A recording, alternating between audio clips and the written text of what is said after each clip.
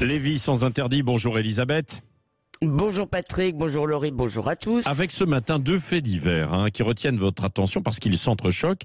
Un octogénaire agressé dans sa cave à Bezons ce week-end, qui est mort des suites de ses blessures. Et puis un autre octogénaire qui, lui, a tué un jeune à Charleville-Mézières. Oui, l'un est tué, l'autre tue. Alors à Bezons, c'était lundi soir, lundi dernier. Jean, 87 ans, est descendu chercher une bouteille de vin dans sa cave où il a été tabassé par deux voisins, deux frères, dont l'un avait déjà été beaucoup condamné. Et il est mort vendredi des suites de ses blessures. À Charleville-Mézières, c'est Ossine, 83 ans, harki et ancien des commandos de marine, père de 11 enfants. Et depuis 9 ans, des jeunes qui fument du shit et boivent dans le hall de son immeuble lui pourrissent la vie, le bouscule, l'insulte, l'empêche de rentrer chez lui.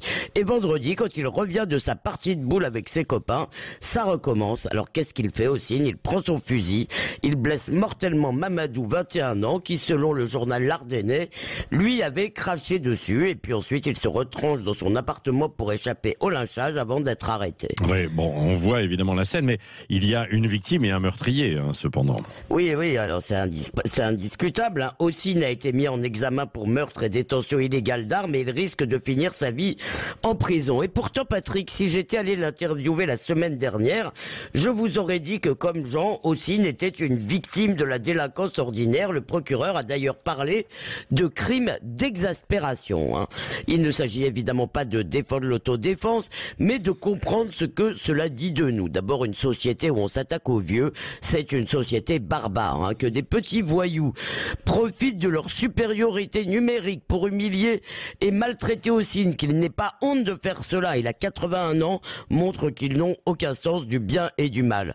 Comme David Lisnard, après l'agression d'une octogénaire à Cannes, des millions de Français, et moi la première, pensent que si Ossine était leur père et qu'il s'était trouvé sur les lieux, c'est eux qui dormiraient en prison.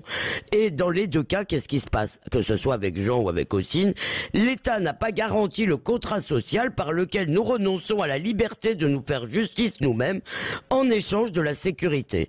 Si la police et la justice faisaient leur boulot, si elles avaient les moyens de le faire, eh bien Jean aurait bu son vin, Ossine serait remonté chez lui et Mamadou serait vivant. Alors moi, j'en ai ras-le-bol des âmes délicates qui ne supportent pas d'entendre le mot ensauvagement, parce que ce qui est insupportable, c'est qu'on abandonne les plus vulnérables à la loi du plus fort. Merci Elisabeth Lévi.